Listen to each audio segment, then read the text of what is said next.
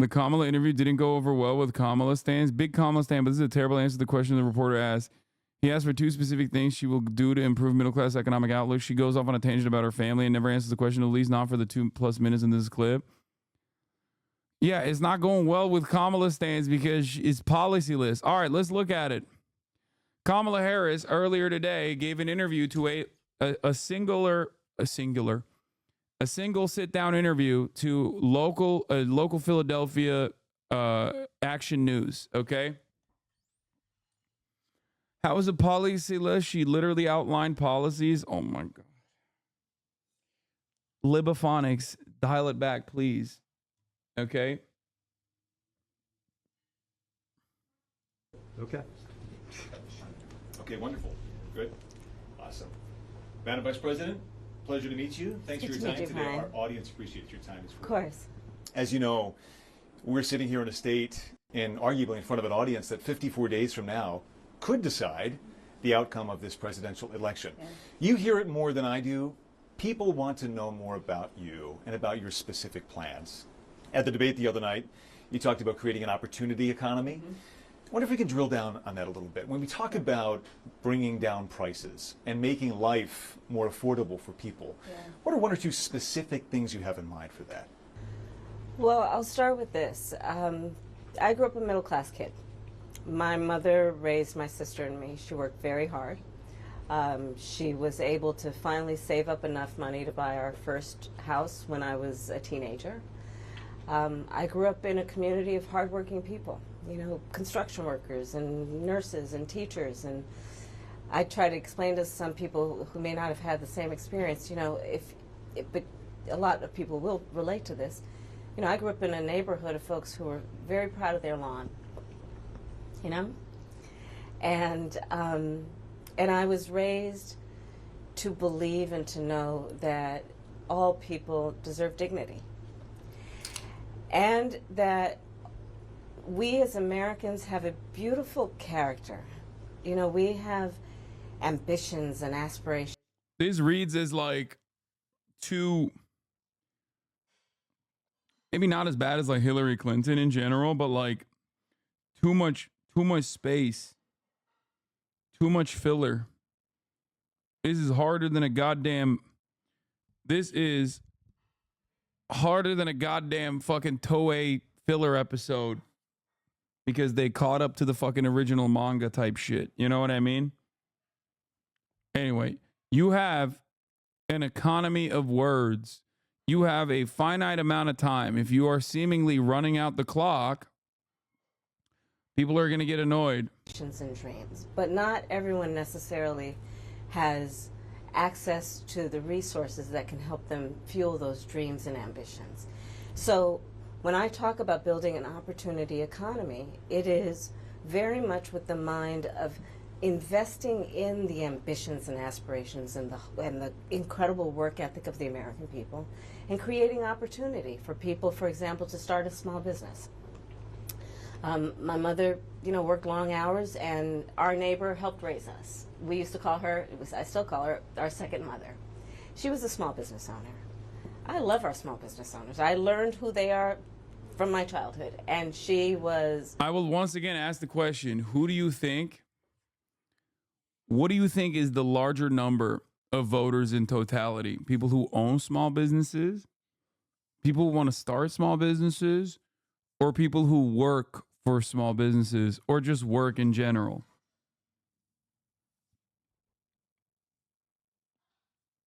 Before you say, oh, this is for Philadelphia, that same principle holds in Philadelphia as well, okay? Pennsylvania is not like, you know, outside of the bounds of reality where there's just magically more small business owners and small business owners and people who want to start small businesses than actual people who currently have issues with the economy. Okay?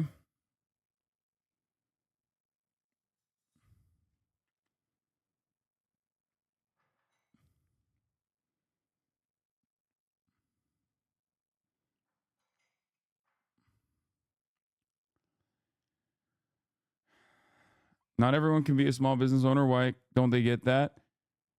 It's just silly. Wouldn't this be better if she framed it as supporting small businesses will create jobs and help employees make more money? Not necessarily true, but wouldn't that sound better? No. What she should do is say, we want to expand social safety nets in this country to help American workers who have for far too long been sold out by both parties. Okay? This will also obviously improve the standing of small businesses and the American industrial force as a power player in the global economy. Because as my vice presidential candidate, Tim Walz, Coach Walz, expertly showed in the beautiful state of Minnesota, when you pass with slim margins a bill that offers paid family leave, small businesses also get to compete with big businesses that have generated a lot more revenue and can offer these amenities at ease. This way, small businesses no longer have to worry about certain healthcare costs or certain costs of operating the business in terms of their workers, because we will take care of that. This is how you institute market reform and make the American economy more competitive overall. That way, you present a pro-working class message that literally expands to the broadest demographics. And on top of that, you present your argument in a way that also helps small businesses. But she's not doing that because her policy prescriptions are not actually focused on the broadest demographic of Americans. Americans who are wage laborers, okay? 1099 employees or W-2 employees, doesn't matter. Playing in imagination land? No, what I'm describing isn't some fucking communist idea either, Comrade Perry. This is like super simple, like let's say 1960s Democratic Party messaging, okay? This is just New Deal Democrat messaging, okay? If you are actually a New Deal Democrat, then this is what you would say. This is super basic shit. But we have, by way of third way politics and Reaganomics and neoliberalism as a whole, okay, completely gutted that aspect. I didn't fucking make a bold declaration to just like undermine the entire capitalist hegemonic status. I am simply saying you should expand on social safety nets. You shouldn't be afraid to push for social safety nets and expansion of social safety nets. And while you're doing that, you can present it as an argument that is also beneficial for small businesses, because it is beneficial for small businesses.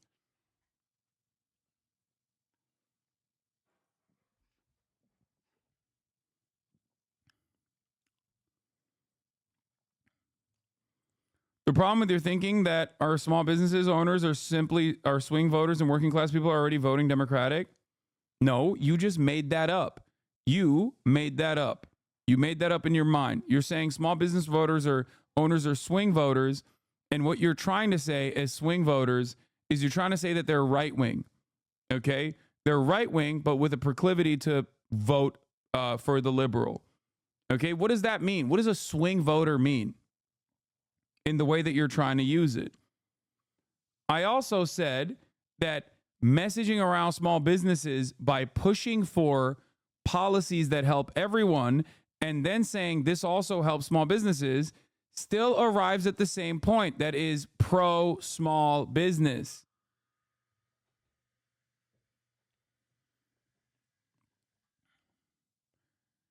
Interesting that favorite centrist pollster Blueprint, I think, not Blueprinty, found that 3 worst messages from the Harris on the night were: 1, how great the border security bill was; 2, the tax deduction for small businesses, and 3, the vow to not ban fracking. I rest my fucking case. I rest my fucking case. Here is the empirical evidence to show exactly what I'm telling you. When I tell you when it's happening in the moment, it's a prediction. This is no longer a prediction. This is just a fact. Okay?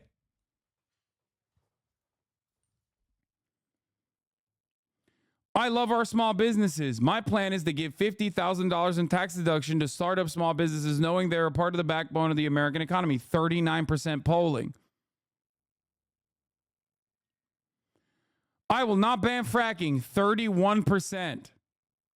The United States Congress, including some of the most conservative members of the United States, came up with a border security bill, which I supported. 42%.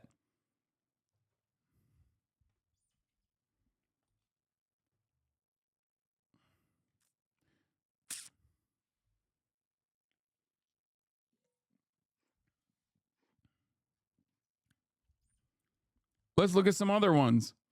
We need a president who actually brings up values in a perspective that is about lifting people up and not beating people down. Great message. Great message. It's not policy, but it actually shows the clear-cut differences between Donald Trump and herself. I do believe that the vast majority of us know we have so much more in common than what separates us. And we don't want this kind of approach that is constantly trying to divide us, especially by race. We see in each other a friend, a neighbor. We don't want a leader who's constantly trying to have Americans point fingers at each other. Great message. Things that I've also fucking said about like shitting on your neighbors. That's what Donald Trump wants. Donald Trump wants you to be afraid of your neighbors when talking about migrants. I've talked with women around our country. Of course, the abortion one was incredibly solid as well. Now let's get to actual policy. Since I've been vice president, we have capped the cost of prescription medication for seniors at $2,000 a year. And when I am president, we will do that for all people. Healthcare should be a right and not just the privilege of those who can afford it. And the plan has to be to strengthen the Affordable Care Act, not get rid of it. 58%.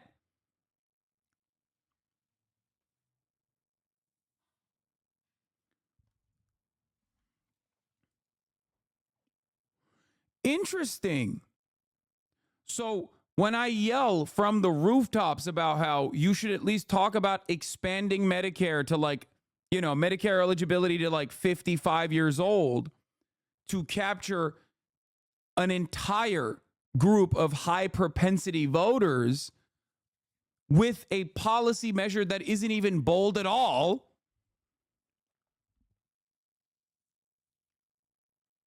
Turns out, not necessarily a bad thing. I will be president. I will protect our fundamental rights and including our freedoms for a right for a woman to make decisions about her own body. Anyway.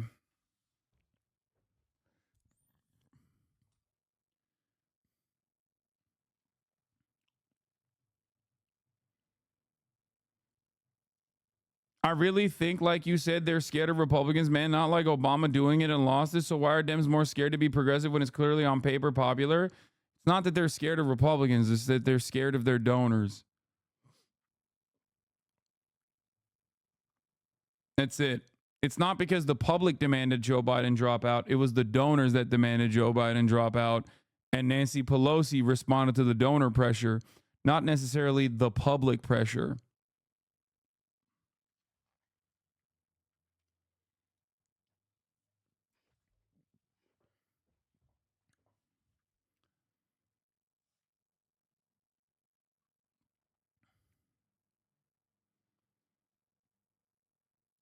I just talked to my mom and framed Waltz's free school meals as saving people money because middle income families don't have to spend money on their children's lunches during the school year. Yup.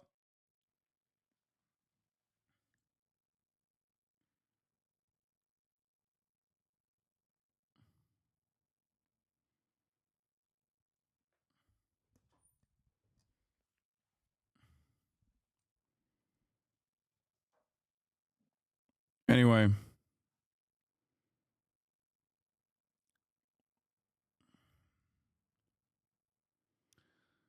Oh. Where's the lethal fighting force? You said it's decently popular. Oh, is this the one?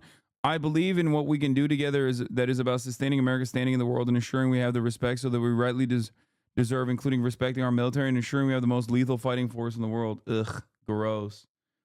How much you want to bet if she... I mean, look, there's no counterfactual here, but if she probably took that out of that equation, the lethal part of it, she probably would get a fucking stronger point on this message too.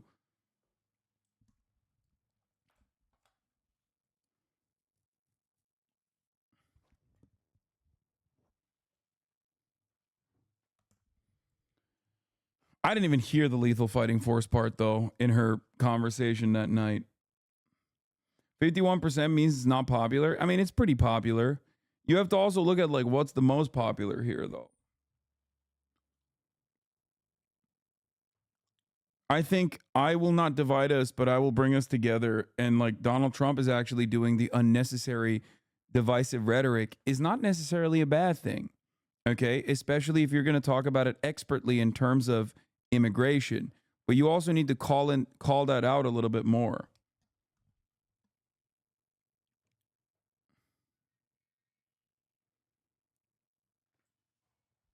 Anyway,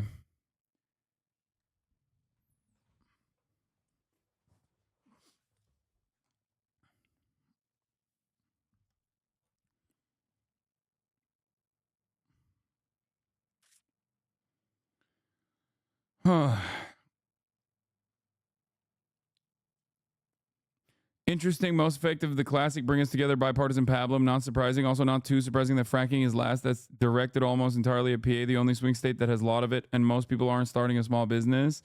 Majority of PA voters want it phased out or banned, and that's been consistent for about 4 years. Yeah. Energy and immigration are tough issues for Democrats, says Blueprint, the centrist pollster, responding. The most persuasive proactive messages typically come from Democrat strengths, e.g. healthcare and abortion. However, taking more moderate stances on these issues and concrete policy change can dramatically reduce the surface of attacks from Republicans. Yeah, it doesn't matter because obviously it doesn't fucking play that well. It doesn't play that well at all.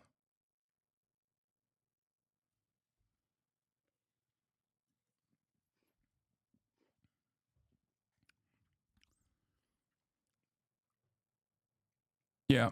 They've been calling Kamala Harris a fucking communist, dude. They've been calling her Communist Harris. Comrade Harris. It doesn't change anything. You saying, I'm not a communist, I hate communists, is not going to change that dynamic. These people think you're a pedophile vampire. Okay? It's ridiculous.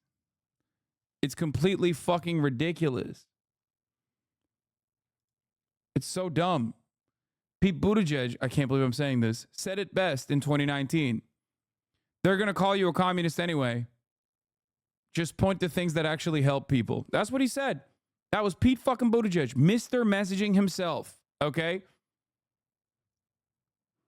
He was right. They're going to call you a communist anyway. Just fucking who cares?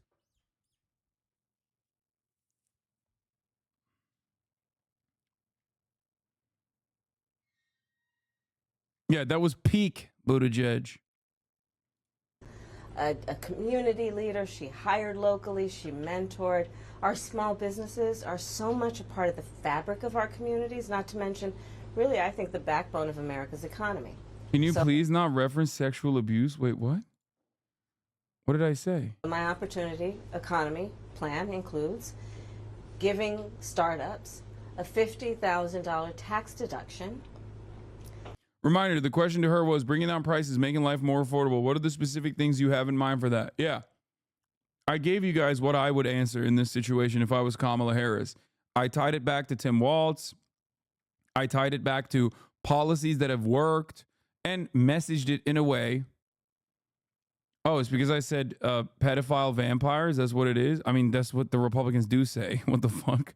What do you want me to do? To start their small business. It used to be $5,000. Nobody can start a small business with $5,000. But investing in people's... Like, she's still talking about small business. I'm going to fucking Brian kill me, dude. Holy shit. Holy shit. It's Brian kill me time. What the fuck? What the fuck? What the fuck? What the fuck? Ain't nobody cares about that, man. That's so dumb. I can't believe that's your most prominent fucking economic policy. Goddamn. Goddamn. Goddamn. It just seems out of place. Like, look, small businesses are great and all, but our rent is expensive. We can't even afford that. How are we going to start a business, Lamau? Thank you. Exactly. Even LibDrive, not Megaphonics, who is now officially the biggest liberal in the chat. Libophonics is actually is outliving LibDrive, okay? This man has been consistently following me since 2019, and every fucking election cycle since 2019, he's coming in here and just saying the most liberal shit you've ever heard. And even he's like, yeah, this doesn't make any sense. Meanwhile, Libophonics is like, bro, what the fuck are you talking about? She's talking about policy, 50K for small businesses. Like, that's not 50K for startups. Is not a good policy, man. It sucks ass. You consistently misrepresent me, but it's okay. I'll stick around. Damn, dude. Okay, now I feel bad. He's already getting fucking yelled at by Republicans.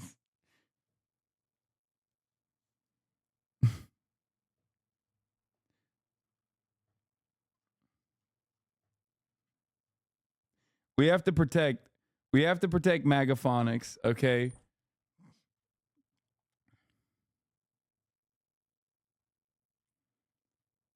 We have to protect him. He's getting attacked by the right.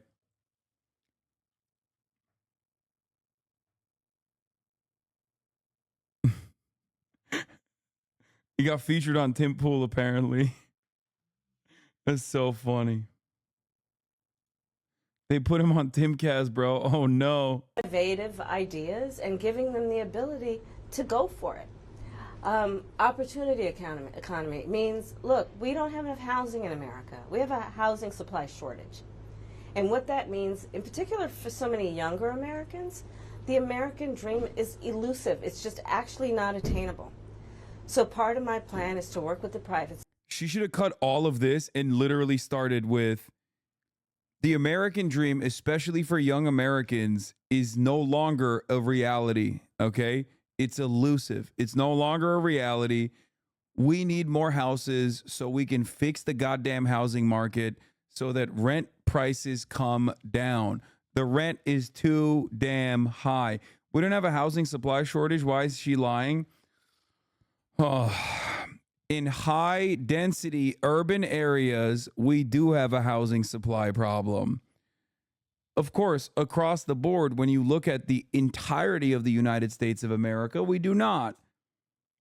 Okay? She's talking about places where people actually live.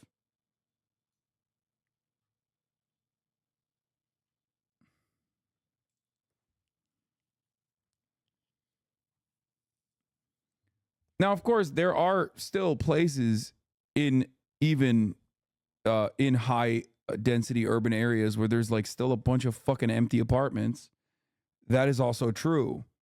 Okay? But that number dramatically decreases. That number dramatically decreases when you look at available housing units in a place like Los Angeles versus how many homeless people are there in comparison to fucking Wyoming, which is not a real state. Many younger Americans, the American dream is elusive. It's just actually not attainable. So part of my plan is to work with the private sector and housing developers to give them. Yeah, I don't want to live in buttfuck Idaho. Sorry, chatter. Well, that's kind of funny you say that because, like, even in places like buttfuck Idaho, or also known as Springfield, Ohio, when people do move in, they get real fucking ass mad about it. They're like, oh, what the fuck? Oh, you mean, hold on now. Hold on now. I didn't mean black people.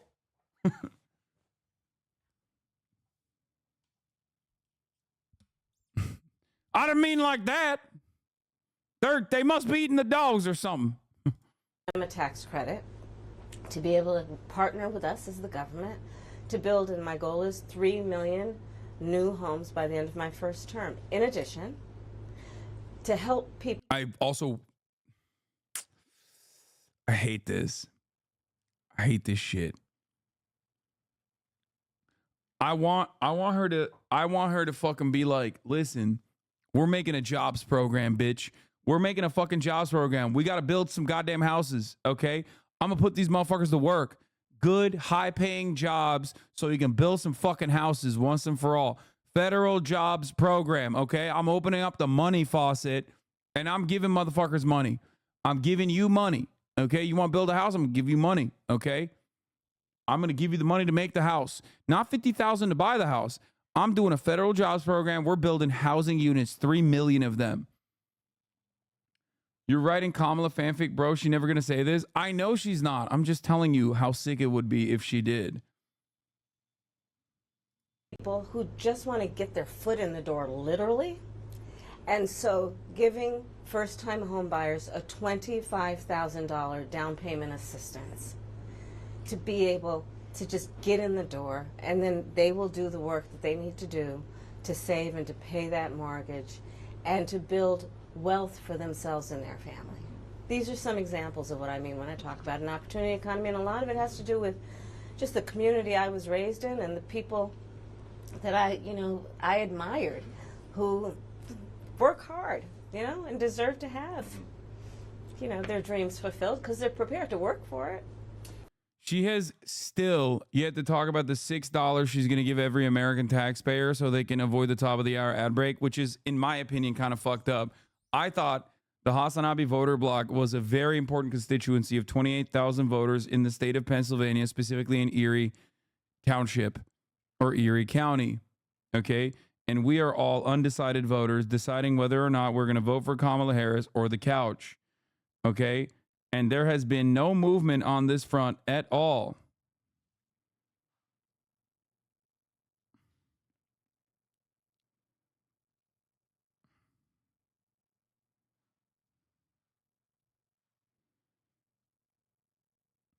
Here's the 3-minute ad break now. You talked at the debate and at previous appearances about turning the page on the past. And in fact, here today in Johnstown, you're talking about a new way forward. Yeah.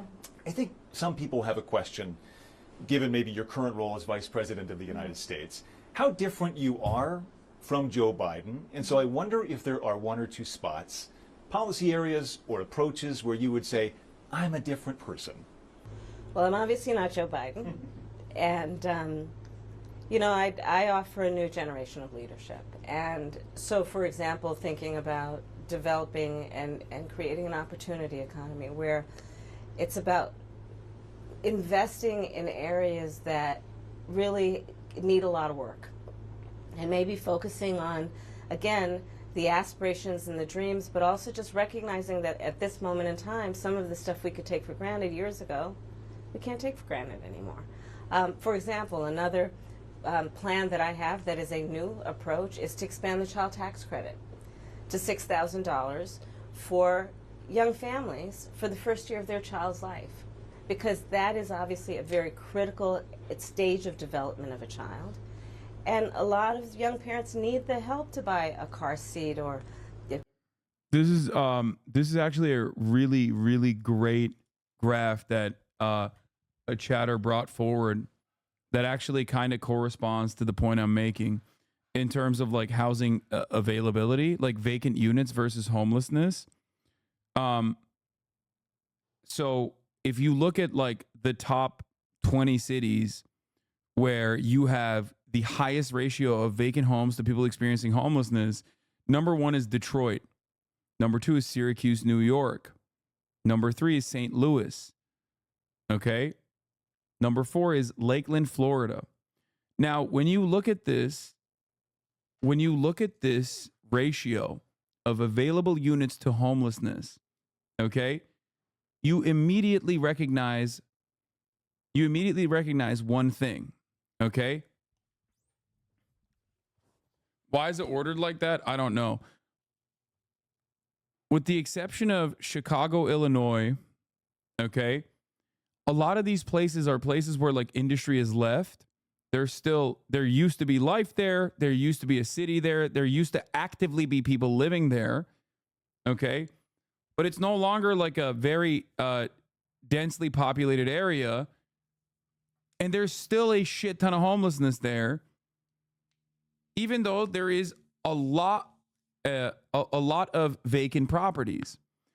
But when you recognize like places like Los Angeles, California don't have that same level of readily available housing in comparison to the number of homeless people, that is one, because there's a shit ton of homeless people, and two, not as much readily available vacant housing. So this is why I always say this is a two-parter.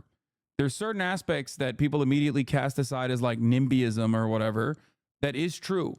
There are vacant properties. There are far more vacant properties in this country than there are homeless people. Okay? But in terms of looking at high density urban areas, okay, there needs to be more readily available housing units. That's where a lot of the homelessness happens. And a big part of the reason why there's a lot of homelessness there is a direct consequence of not having higher density housing available.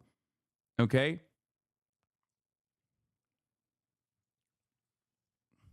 That's it.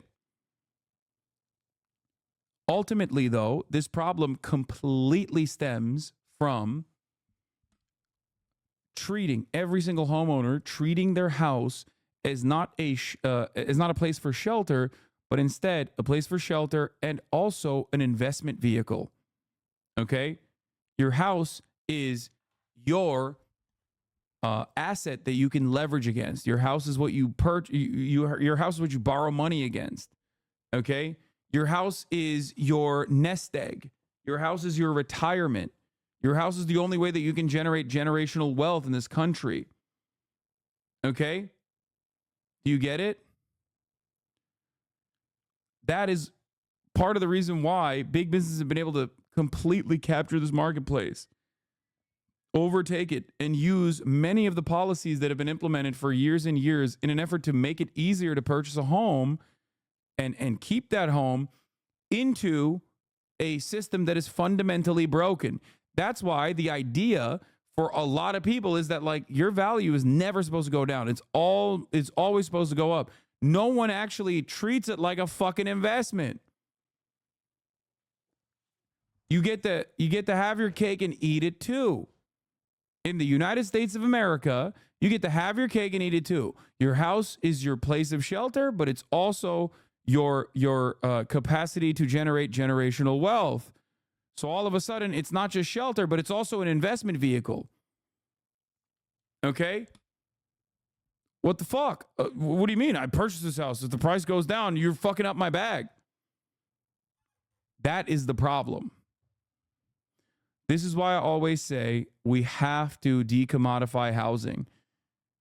We have to decouple the idea that housing is a means of generating income, passive income. Okay? That's it. Because if we were to simply treat it as a mechanism for investment, you'd go, sucks to suck, dog. What do you mean? Like, okay, your value went down. What are we talking about here? Yeah, you made a fucking purchase. You treated it like an investment, and then your investment didn't pan out. Like, that's the name of the game. Why the fuck are you gambling? But of course, you could never say that and win an election, which is why I advocate for authoritarian measures that aren't necessarily authoritarian on principle, but would be treated as authoritarian by dumbass Americans. For example, if a law passes where you actually do move towards decommodifying housing, you don't have to do town halls on it. If a law passes on a ballot measure, for example, for either rent control or, I don't know, building new additional housing units or building a homeless shelter, okay? And then you don't have to have town halls. Just do it. Just fucking do it. Eminent domain, baby. It's yours. Seize it. Take it. It's yours. Build on it. Get to fucking work. What are we doing? What is this? The democracy part already happened. Why the fuck would you have to go back after the democracy part already took place and then have to deal with some of the most schizophrenic Hitlerite suburbanites that don't want homeless people in the neighborhood? Like, shut the fuck up, bitch. Sorry. Everybody else in the neighborhood voted for us. Suck my dick. You can call that authoritarian, but I call that actually doing democracy. Okay?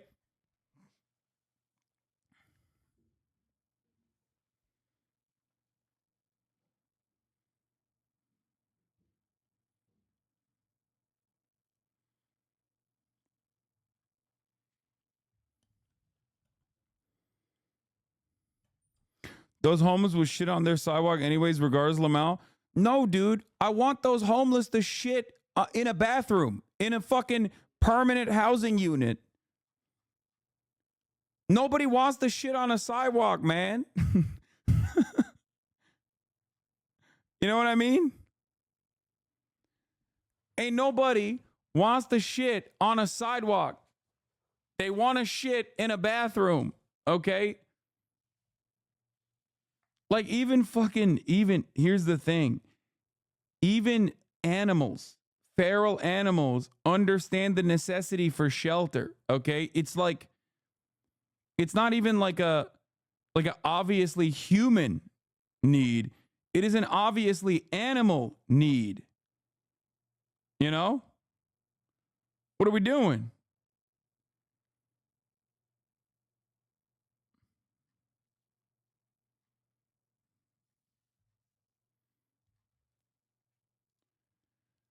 Crib or clothes for their kids. And so my approach is about new ideas, new policies that are directed at the current moment.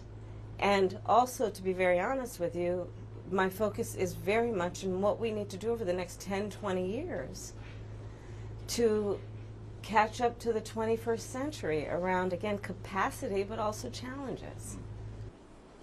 Crime and public safety are two major issues, right at the forefront of voters' minds, in Philadelphia as well, where crime is a significant issue. When we talk about crime, the conversation turns to gun safety as well. And I think you actually probably caught a lot of people off guard, maybe a bit by surprise in the debate the other night when you mentioned that you are a gun owner. I know you said it in 2019 as well. I want to talk about your values on this issue. When it comes to gun ownership, Okay, that was 2 for 2, man. That was ass cheeks in terms of responding. Like, her answers were ass. This is not going to be good. This is not going to read well. Chatters, stop hallucinating a fucking random, like, undecided person. Okay? If you're watching Hasan on the weekend, kill yourself. Chatter, do we need to fucking do a welfare check on you? Are you okay? Dog, you're watching Hasan on the weekend. Are you okay? Chatter's like, this is my cry for help.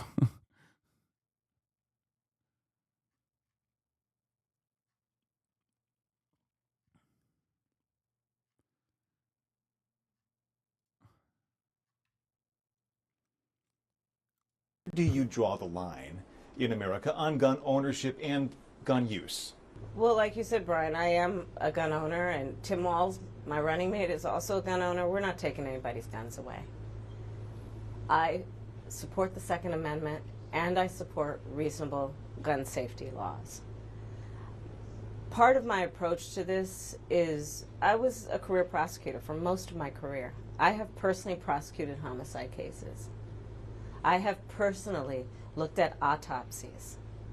I have personally seen what assault weapons do to the human body.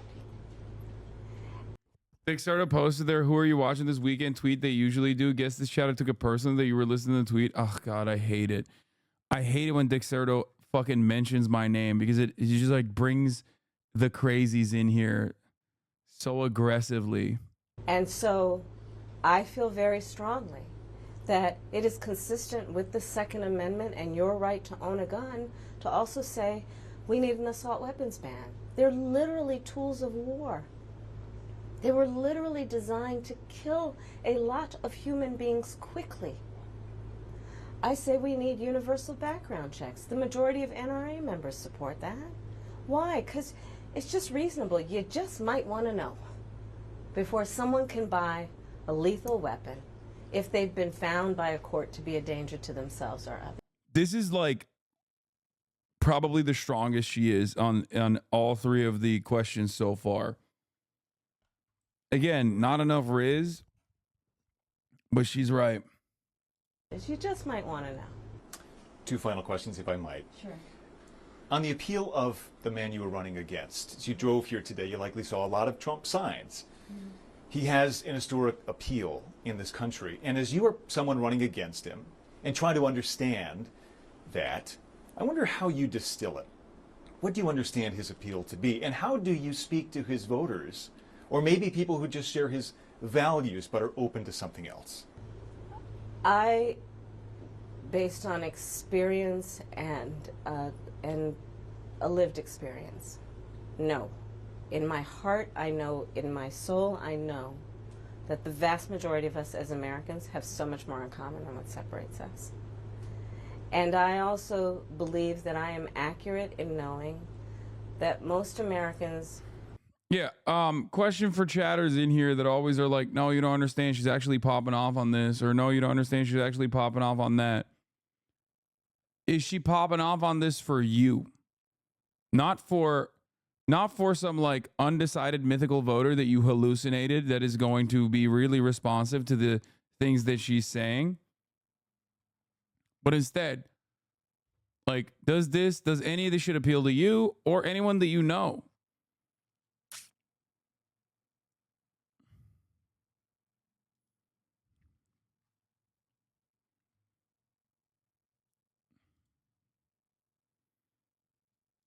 Want a leader who brings us together as Americans and not someone who professes to be a leader who is trying to have us point our finger. Honestly, yeah, she seems calm and normal and like she might try and do stuff.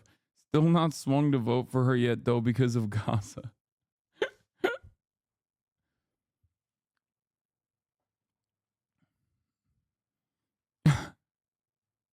I love that. I put my Frank Luntz cap on for a second.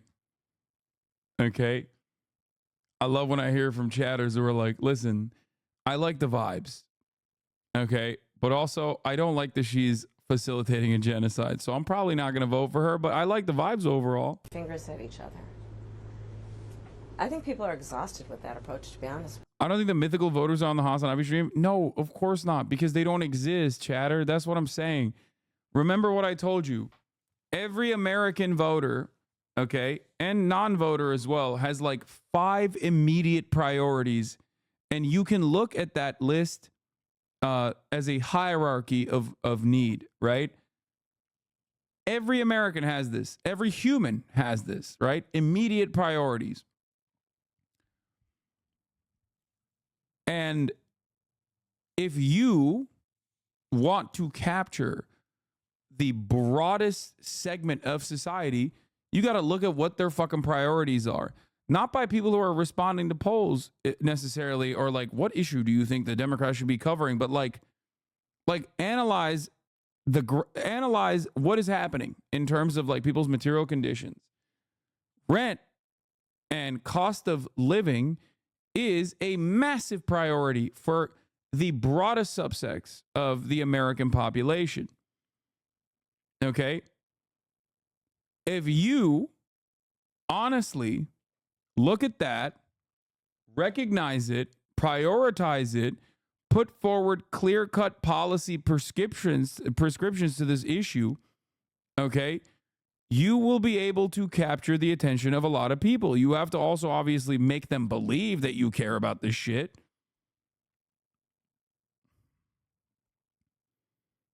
Okay? But that's it.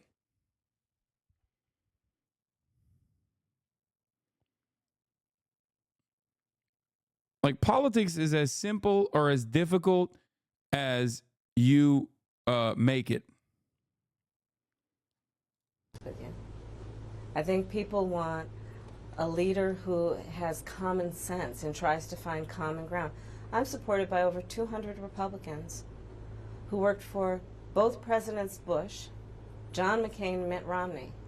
I'm supported by the former Vice President Dick Cheney, former Congress member Liz Cheney. And I think people are more willing now, in light of the hate and division that we see coming out of Donald Trump, to say, hey, let's put country first. And I think that just makes us stronger and more healthy as a country. To say, look, we can all debate our differences around, you know, various policies, but let's stop with the division. Like, enough of that. Let's bring everybody together. And finally, as you introduce yourself to America in a new way, they've heard much of your story at the Democratic National Convention and in that debate earlier this week. If there's one thing that you wish Americans knew about who Kamala Harris is that you don't think they know yet, what would that be? George W. Bush famously beat,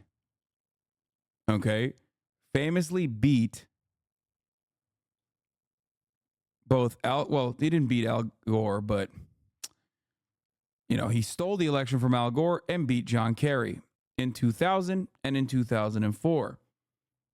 Okay? George W. Bush's vice president was Dick Cheney. The one state that George W. Bush didn't beat Al Gore or didn't beat John Kerry in, despite the fact that he actually won the election, was the state of, you might have guessed where I'm going with this, Pennsylvania. Okay? Not Transylvania, Pennsylvania. Okay? PA. You are talking to Philadelphians and Pennsylvanians. Okay? That's who you're talking to with this. That's who you are talking to with this conversation.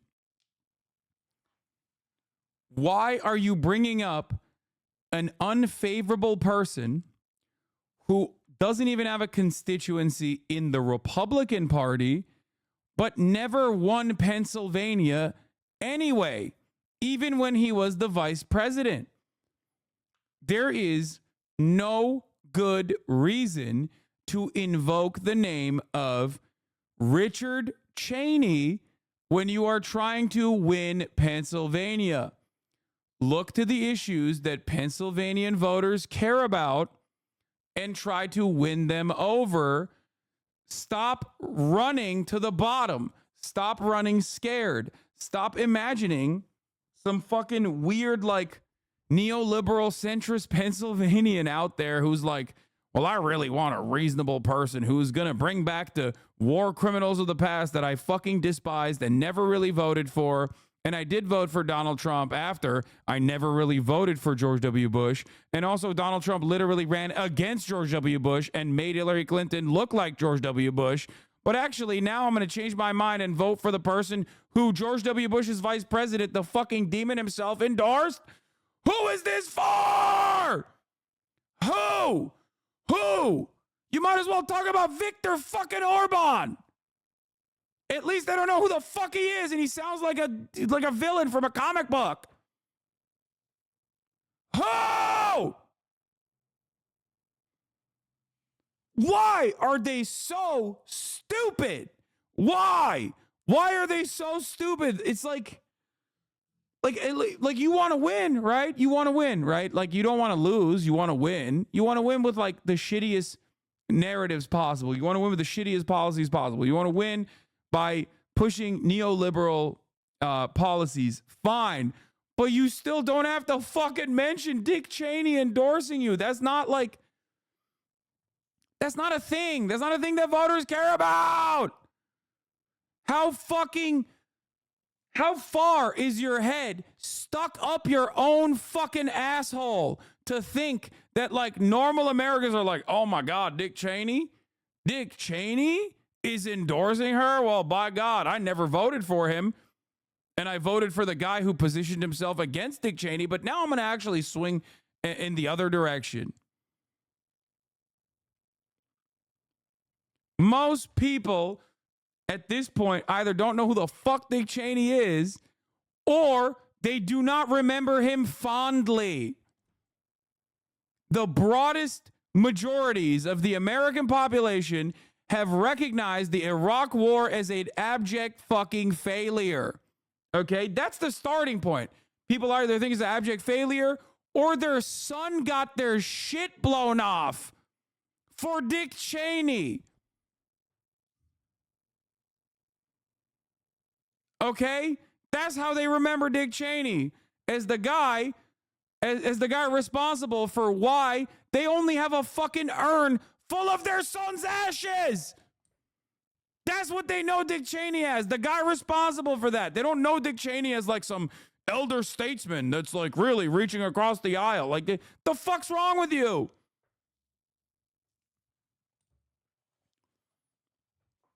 The last poll I saw had Cheney at a 13% approval rating on YouGov. Yeah. Adolf Hitler endorsed me. Okay, sick.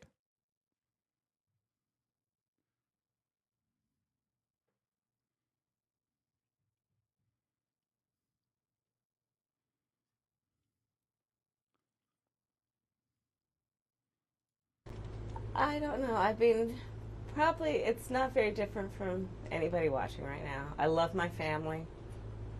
One of my favorite things that I lately have not been able to do is Sunday family dinner. I love to cook. Chatters are like, bro, the donor class loves Dick Cheney. No, they don't. But even if they did, then say that behind closed doors at a fucking $500,000 a plate dinner when you're doing a fucking fundraiser, not at ABC6 Action News exclusive interview for Philadelphian voters. Oh my God. Oh my God. It's so fucking stupid. It's so dumb.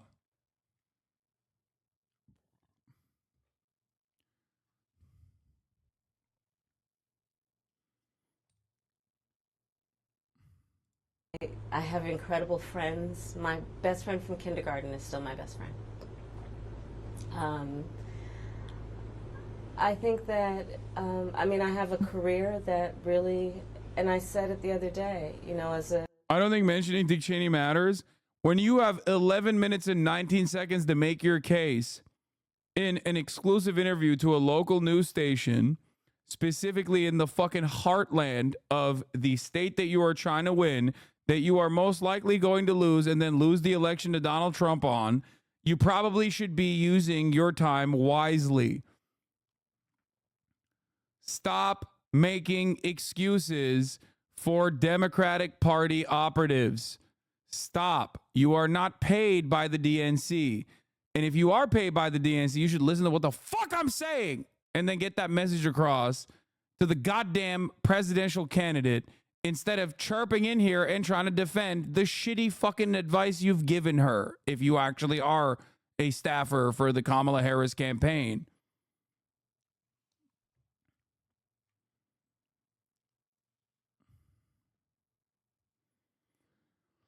Holy fuck. a career prosecutor, I never asked a victim of crime, were they a Republican or a Democrat. The only thing I ever asked them is, are you okay? And I think that's the approach that most Americans want, regardless of who they voted for in the last election, in terms of turning the page and charting the way forward. I imagine you're looking forward to cooking Sunday dinner again. I am looking forward. Yes, I am looking forward to cooking. With the whole family gets involved, the kids each have their role. Yeah. Well, it's a beautiful family, and we thank you for your time. Thank you. Pleasure meeting you. Thank you, Brian. She's not endorsing Dick Cheney. It's just a way to say that the establishment Republicans are deflecting for her. They hope it moves the needle. It doesn't. Because it's not Dick Cheney's Republican Party. Dick Cheney, in his last moments in office, had a 13% approval rating. It wasn't even Dick Cheney's party when Dick Cheney was in office. So it doesn't matter. That's my argument. No one looks at this and goes, oh, wow, establishment Republicans are swinging for her. I guess I should too. Y'all are crazy.